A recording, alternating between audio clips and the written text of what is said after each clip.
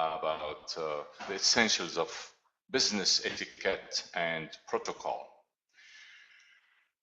My name is Hanna Musa El-Jor, and I am a partner, for those of you who don't know me or haven't met me, in one of our many courses, training courses. I am a partner with Meirc Training and Consulting. Allow me a few seconds to tell you a bit about Meirc. Our company is 58 years old. Was established back in 1958 in Beirut, Lebanon. And we've been in business. We've been based in Dubai since the year 1991.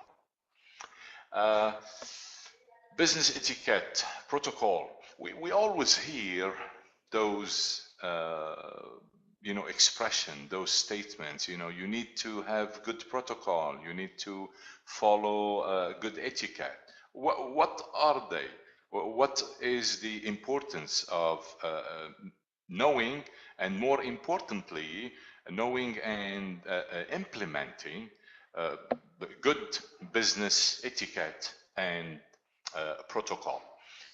A while ago, Ms. Maya Angelou, who's an American poet, wrote the following: "People will forget what you said, forget what you did, but people will never forget how you made them feel."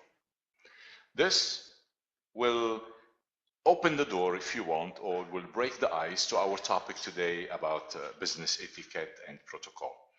So, in essence, business etiquette is to make someone feel special, to make someone feel good about themselves, about the environment around them, whether it's a business environment, whether it's a social environment, food involved, or just talks or drinks. Or so a couple of definitions.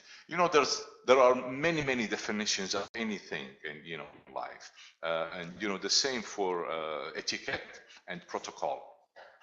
As far as etiquette is concerned, it is the rules of correct behavior, how we behave in the right way. Now, correct behavior in whose perception? What is correct behavior for me, it may not be correct behavior for someone else. So this is where some of the obstacles, which we will later talk about, will present themselves as far as the etiquette.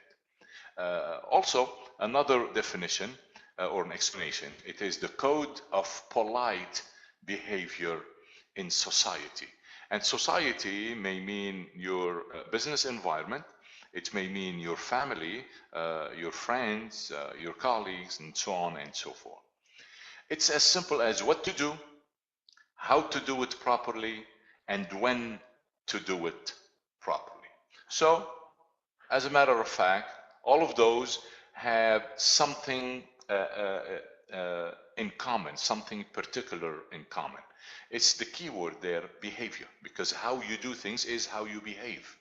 Okay? So the correct behavior, the polite behavior, and how to do things properly. So from here, we are able to emphasize on the word behavior, how important it is to behave in a certain way for a certain in a certain or during a certain situation, and to make someone feel good about themselves, to make someone feel special about themselves. Okay, now some guiding principle of etiquette. Make the individual whom you are dealing with, whom you are talking with, whom you are doing business with, whatever, feel as though he or she is the most important person in the world. And this is not easy to do. This is not as simple as, just I decide to do it and here I am and I could do it. It takes special people to behave in a certain way, because bottom line, whatever we talk about business etiquette, protocol, negotiation, influencing, the basic of it all is effective communication. So if you are an effective communicator, of course you are able to become or to learn how to be a better in business etiquette and in protocol. How could being good effective in business etiquette, or implementing, if I should say, the business etiquette, behaving well, how could that help you? Well, first, branding. It gives a message to whatever organization you are working for, whatever yourself you're trying to market yourself, because nowadays it's very popular, the notion, personal branding. Uh, so either an organization that you want to reflect a certain image, a certain reputation about your organization, and that makes it, the more strong the brand is, the more credible the organization and trustworthy this organization is. I mean, for example, now when you say, I don't know, Bentley, it's luxury. You don't have to, it's credible, it's trustworthy. When you say Volvo, safety. So this is what we mean by branding. So by acting politely, professionally correct, you can send the message that your business, your organization is a credible one and trustworthy. Second, how can business etiquette help you? How can it encourage and then develop your business, your organization, or even if you're talking about yourself, okay, personal branding. Treat customers with respect. Treat customers with consideration to show them that their patronage is valued, that the money they're paying for our products or for our services are appreciated. Great customer care inspire customer loyalty and positive feedback. Long time ago, when we used to, to teach customer service, the main, the focal point, if you want, as far as customer service is concerned, is satisfaction. Okay, so what your customers are asking for is for themselves to be satisfied, whether the product you're giving them or the service you are giving them. As long as they are satisfied, they will be happy. They will be happy customers. Studies have shown that one happy customer usually will go out and tell anywhere between 1 to 3 of his friends or of his acquaintances, whereas an unhappy customer will go out and tell anywhere between 9 to 12 people. And here we're talking about a few years ago. We didn't take into considerations the social media, that if you're not happy about something, you could tweet it, and then, gosh, the whole world could know about it. You could put it on Facebook, and then the whole world could know about it. And so this is why you need to treat your customers with utmost respect. So first of all, they are satisfied for one main reason also. Maybe 40, 50 years ago, satisfaction and customer service wasn't a huge deal because competition wasn't as fierce as now. Now, they say I'm paying money here and I'm paying money there. So if I'm not happy about anything that may go on with you, with your services, it's as simple as just, move and go to somewhere else. So this is as far as the customer care. This is why the customer care, I'm sorry. This is why it is very important for us to be polite, to implement business etiquette to its fullest. The third important reason why we need to implement good business etiquette is employee engagement.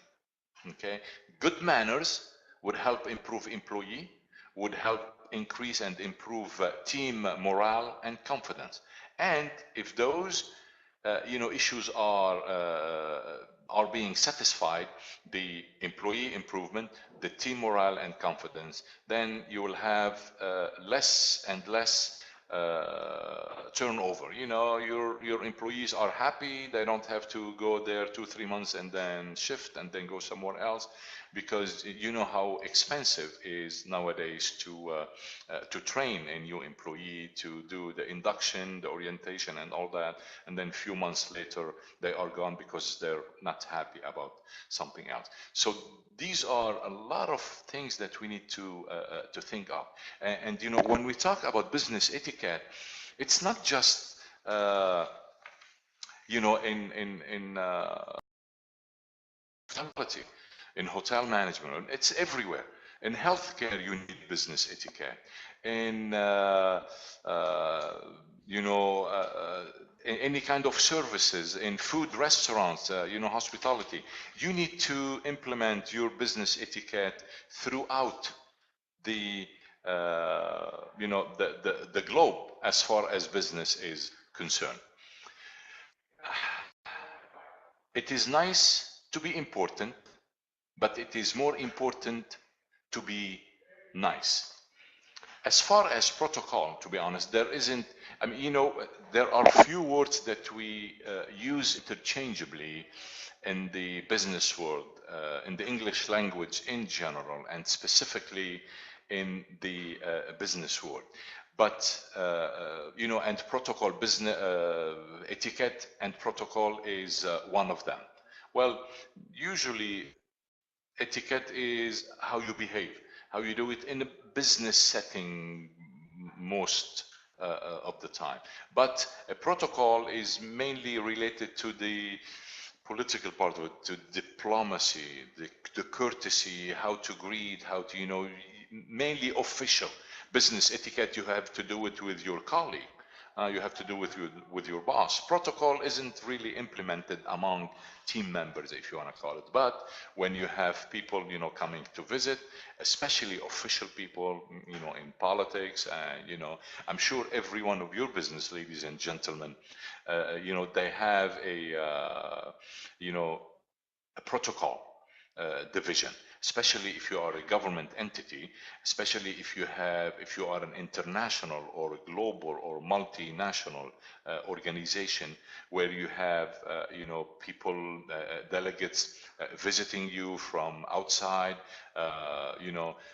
people, you going to visit people. You need to be able to know what their customs and habits are, and also they need to be able to know about your customs and habits, so no awkwardness will occur. So you won't step on anyone's toes as far as beliefs and values and so on and so forth. As far as the word protocol, it is derived from the Latin word protocollum, which means first glued in.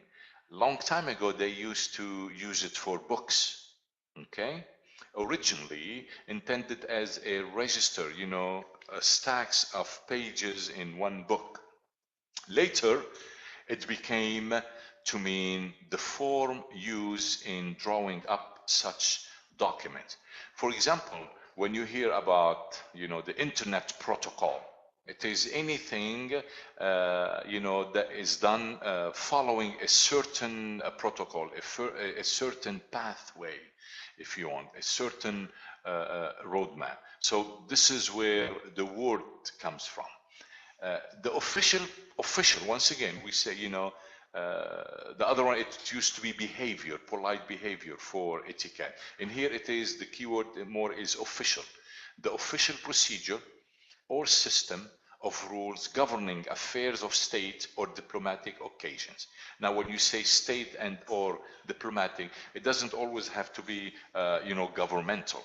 It could be between one company to another, and also be considered a system of rules that explain the correct conduct and procedures to be followed in formal situations, whether it's a state dinner, whether it's a state visit, anything related to that could be considered official. Let me just stop for 1 minute and remind you, ladies and gentlemen, if you have any questions, please do send them.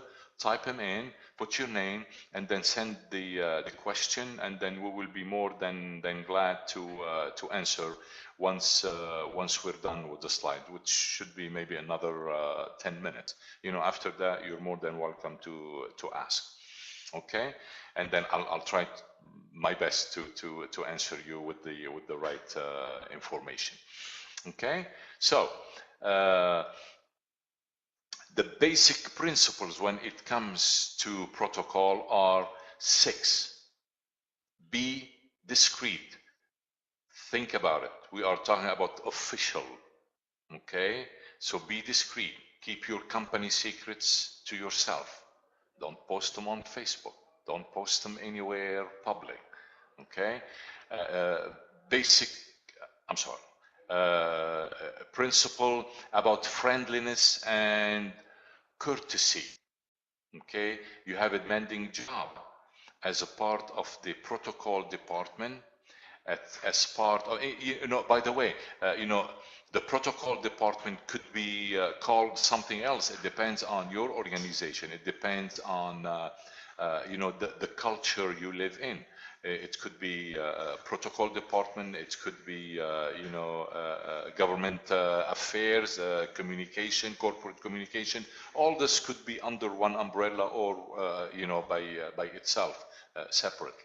Okay, so going back to the friendliness and courtesy, if you cannot take stress, if you are not willing to give the time, if you're not able to be patient, because it is a very and high demanding job, okay? You have a very demanding job. You still need to remain upbeat, enthusiastic, friendly, meaning smiling all the time, and very polite, okay? Once again, how many times you have some issues with some people, greeting you, you go to an international affairs, dinner or whatever, and they don't know how to deal with you. They're either tired or they're under a lot of stress, and you don't feel satisfied. Also, as far as protocol, we do talk about customer service, because whoever your audience is, whoever your guests are, these are your customers. And the main reason you are there is to make sure they are satisfied, to make sure they are feel that they are the focal point, that you're doing your utmost to make sure that they are happy and satisfied. Okay? We need to pay attention to people, another principle. Okay? To be concerned with others, not just ourselves. Respect your colleagues, your clients, your subordinates, your superiors, of course, will make it easier for everyone to work as a team, to agree on things, especially if they're looking at one common objective or one common goal. Always keep in mind that being confident doesn't mean you cannot be modest. Please, I've seen it throughout my career, as for event management, etiquette, protocol. Some people are overconfident, and that will, they'll be touching on the becoming arrogant. No. You need to have a high degree of self-confidence. At the same time, you need to be modest. Okay, and that makes a big difference to your customers, to your guests. Principle 5, the appearance.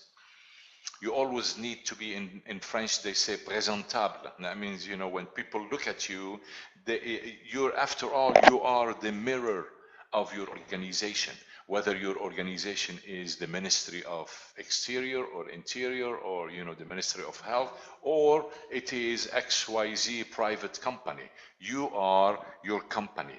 The way you answer the phone, okay, you represent your company. So please dress appropriately, comfortably, of course, to fit into your level of the corporate environment.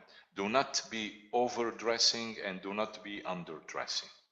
Okay, sometimes overdressing may send the wrong signal. People may misperceive you as a sign of mistrust, suspicion. So you need to be careful as far as how your appearance is. Of course, hygiene is always very important.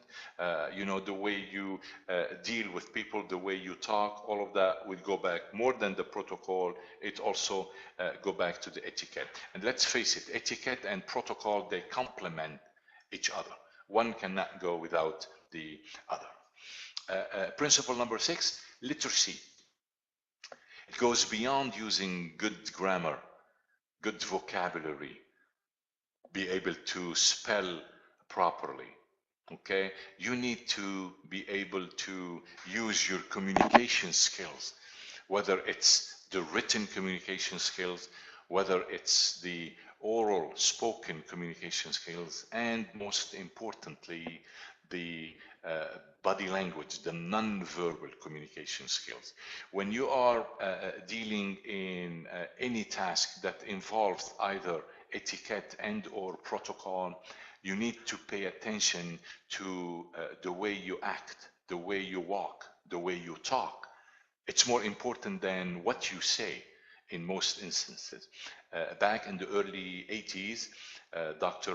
Meirc, one of the pioneers in communication, did a study at UCLA, University of California in Los Angeles, and another parallel study went on, I think, University of Pennsylvania, to see the effect of communication they wanted to see the face-to-face communication as far as, 3 factors, if you want. And first of all, they talked about what is the effect of the content of word as far as the communication face-to-face is concerned. And then they wanted to see the effect of the voice. And then they wanted to see the effect of the body language, the non-verbal communication. So they went on and they asked people, thousands of people. And, what they talked about is, what do you think affect the message? What helps you to get the message accurately and correctly? And to the surprise of the team themselves, the results came as follow. As far as words, only 7% of what you say has effect on the people.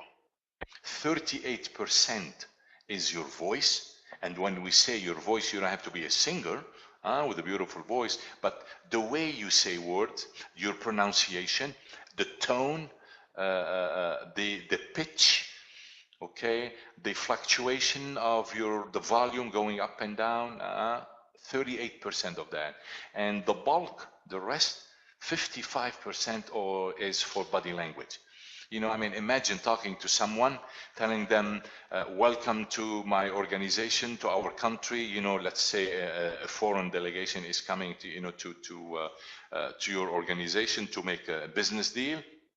And then, you're saying welcome with that facial expression that are, sad and mad and a lot of stress. Of course, they're not gonna believe that you are happy to greet them, that you are happy, they are there. So the communication is very, very important. You could be the best writer, but if you don't know how to say, how to deliver what you are writing, it's really important for you too. So this is as far as the literacy.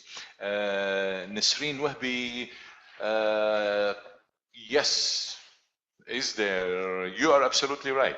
Yes, Nasreen Wahbi our friend Nasreen, thank you. She's saying, I think there is one principle missing. And I think, yes, as far as the slide, I do agree with you. One principle, number one, is punctuality. You know, one of the protocol, maybe, you know, consciously or unconsciously, I deleted or hid this slide because, boy, we have a problem with this in the Middle East, in our Arab countries, in our mentality. You know, maybe this is one of the few things that we took from the French.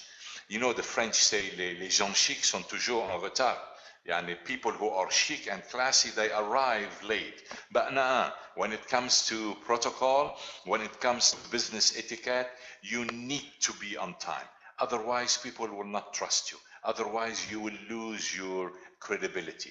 Credibility is very important, ladies and gentlemen, when it comes to business etiquette, when it comes to protocol. And credibility is divided into three types, if you want, or three phases.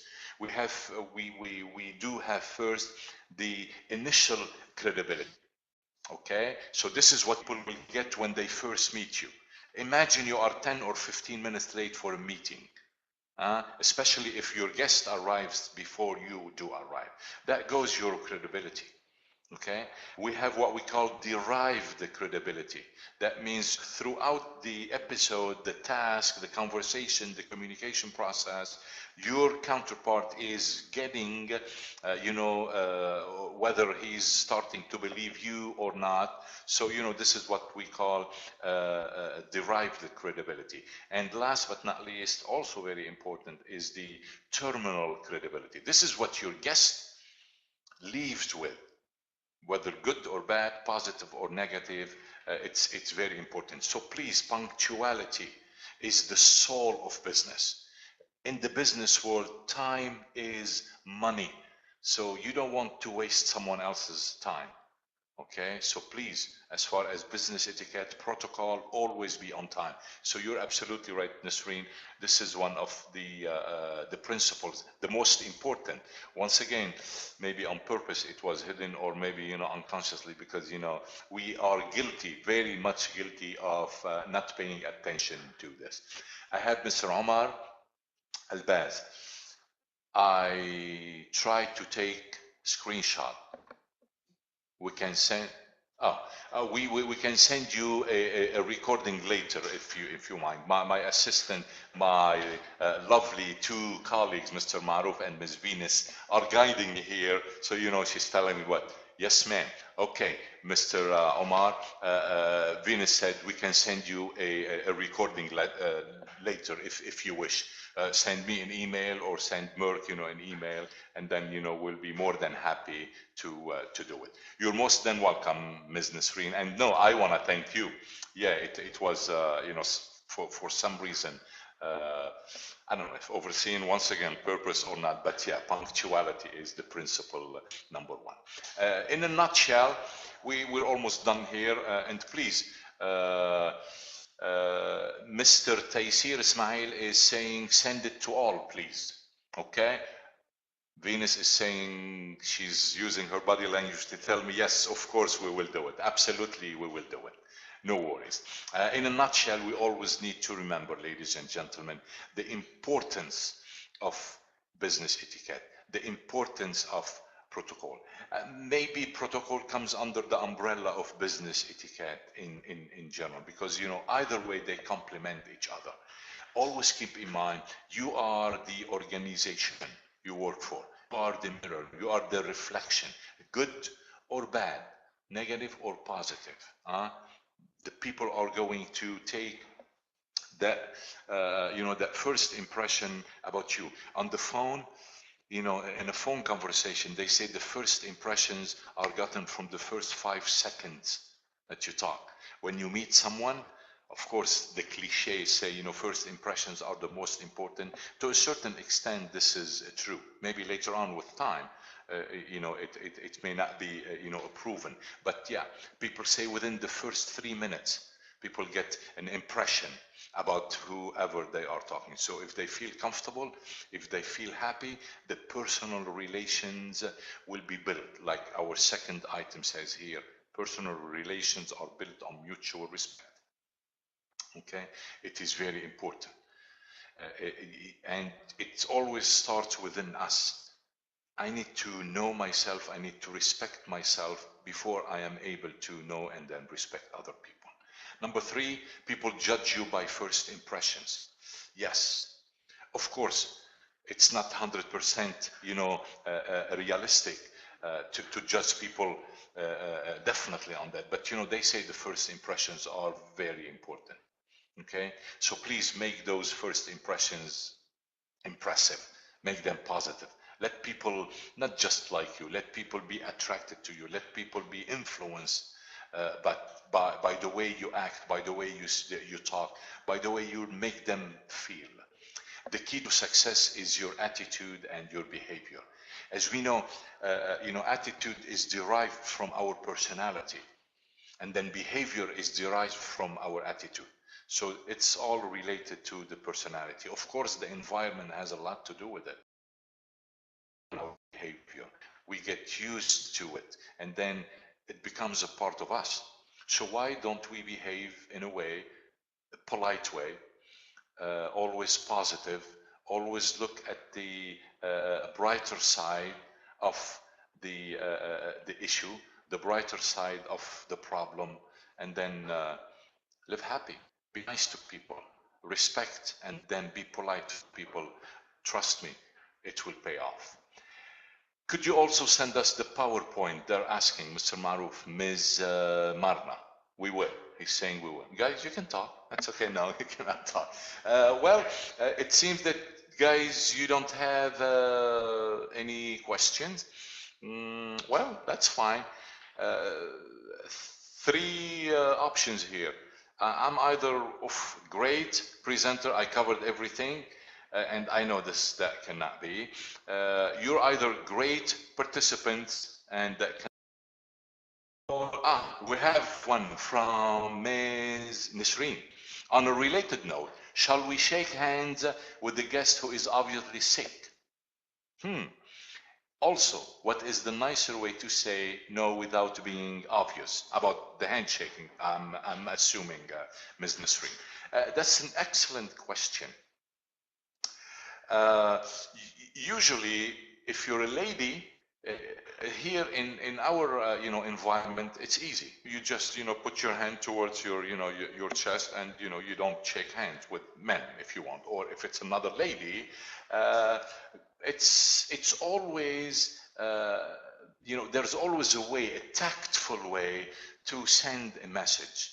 Okay, if you know they're sick or whatever, just make sure you're busy with your right hand. Put a book in it, or hold it, and then I'm sorry, my hands are full. If not, if you have to, if we're talking protocol, yes, you will need to shake their hands, but make sure hygiene-wise. Don't touch your eyes, don't touch your face, don't touch your nose. If it's a virus or a bacteria, and then the first instance you have any opportunity, run to the WC, wash your hands, or what helps nowadays is always carry in your purse or your bag. Dettol. I don't want to give the brand name, but anything to antibacterial. But yeah, of course, you don't want to hurt someone's feelings. But you could shake their hand, but be careful not to expose yourself to any of their germs or bacteria or viruses. Very important point. Good question. You're welcome, Mr. Bilal, for thank me. The second question is not related to shaking. The second also, what is the nicer way to say no without being obvious? Not to saying no to shaking, but to saying no in general. Well, I can answer this a question two ways.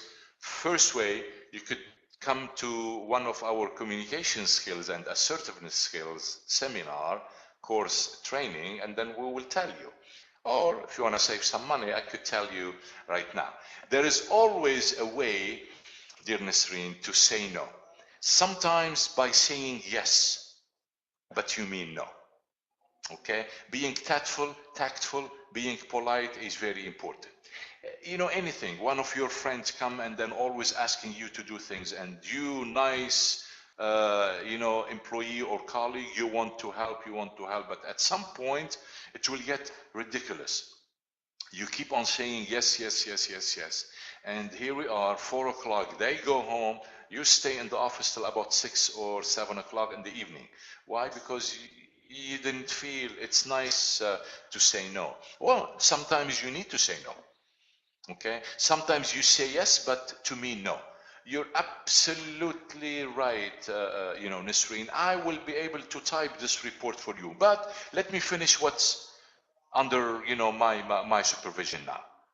You know, of course, if Nisreen is asking me to do something and I always say yes, yes, yes, at some point I'm gonna say no. And Nisreen is gonna say, well, how long do you think that's gonna take? Maybe a couple of hours, which is, you know, Nisreen will be gone by then. So there's always a way to say no, definitely. And if it's your habit to always say yes, yes, yes, yes, being nice, and we always want to be nice, we always want to be accepted, okay? But as far as always saying yes, yes, yes, if it's gonna start infringing on our stress level, on our time at work, on our patience, no, it will start to be time to say no. I'm sorry. This is assertiveness. Okay? In communication, we could be aggressive, be blunt, and of course, we don't advise you to be that way. You could be passive, meaning yes, yes, yes, yes, yes, ma'am, yes, sir, yes, ma'am, yes, sir, all the time saying yes, yes, yes. Or you could be assertive. You say what's on your mind without stepping on anyone's toes, without hurting anyone's feelings, but it's your right to do so. And guess what, Nasreen? The first time they may not like it. The second time they may not like it that much. Third time, fourth time, they'll get used to it. You will be living happily, less stress. You go home at the right time, go back to your family, to your friends, to your house, and then, you know, they'll have to start doing some more. So yeah, it is absolutely okay to say no sometimes. Okay? If some ask about personal issue, also, what is the nicer way to say no without being obvious? That's what Nisreen was asking, and I think I answered that. How much time it may take to answer by yes or no? It depends on the question, Anis, Ms. Hasbini, or Mr. Hasbini, Anis. I take it, it's Arabic. It depends what is the question. If you ask me a question, I can take half hour to answer you whether yes or no. Or it could take, you know, a couple of seconds. Okay. Once again, what is the topic we're talking about? Okay. It's you know, as we know in communication, there are what we call close-ended questions. Those questions who can be answered by yes, no, a word or two. What's your name? My name is Hanna. So, you know, these are closed-ended questions. And we have what we call open-ended questions, which you can elaborate on. If I'll ask you now, is it raining outside? I mean, the possibility is two. Yes, it's raining, or no, it's not raining. If I ask you, how's the weather outside? This is how I open the door wide for you to answer and elaborate on that. Okay? I guess I've answered all the questions, Venus. We got everything? No, there's one. Renda, I don't agree on the fact that you should say yes, then not do it. It will make you lose credibility. I think it's better to say, I cannot do it today. Can I do it tomorrow? Of course, this is what I meant by, you know, being assertive. But, you know, sometimes some people, believe me, Ms. Randa, they don't, you know, they don't feel like saying no. So you come to me and ask me to type a 40-page report at 3 o'clock before I leave. I say, you know, of course I will do it, but let me finish what's on my hand, and I have another appointment, you know, at home. My family needs me at 4 o'clock. If I could finish it after I'm done, that's fine. So you said yes, but in meaning you said no. Okay. Of course, it is better to say, to be honest, what I'm saying, to just say, straight. But trust me, I've known so many people who are, I don't want to shy, but I don't want to say shy, but they're afraid to hurt people's feelings by saying no. So they won't do it.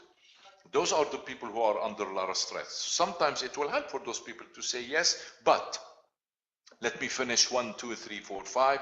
When I'm done, I'll get to it. And of course, if I'm rushing and I need this report, done now, of course, I won't wait. I will go and try to get someone else to do it. Now, we're talking colleagues, huh? We're not talking a boss, or, I don't like the word boss. Your superior, your manager asking you to do something. Of course, you can say no, because this is what we are paid for. It depends now also the timing. This is where communication, open lines of communication, ladies and gentlemen, it's very important, okay? To always keep open line of communication with your colleagues, with your subordinates, with your superiors, and so on and so forth. Personal issue, if some ask, Mr. Omar, what do you mean by that? Did you write something, Mr. Omar? If some ask about personal issue, I'm not sure what you mean by your question. Personal issue, something private, you mean? Oh, it's very, very important. This is where we get into, the assertiveness. You ask me about, I don't know how much I make money, or something private and personal to me. I'll say I'm sorry, I'd rather not answer this question. It's very okay. Of course, it is very, very satisfactory to. Oh, I'm sorry, I'd rather not answer this question. This is personal information. I'd rather not share it. And and that's that. Once again, first time they may not like it, second time they may not like it, third time, fourth time, they will get used to it. This is change.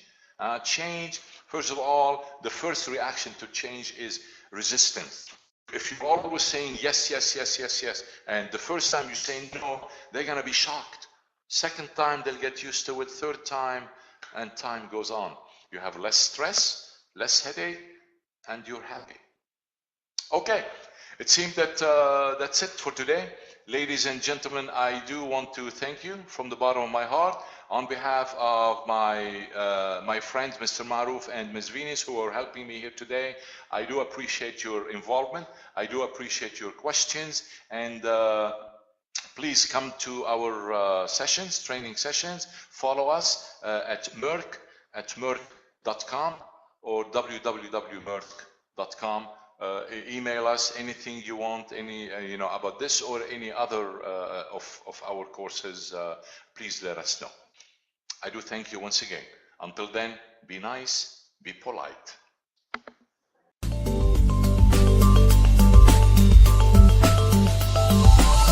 Meirc.com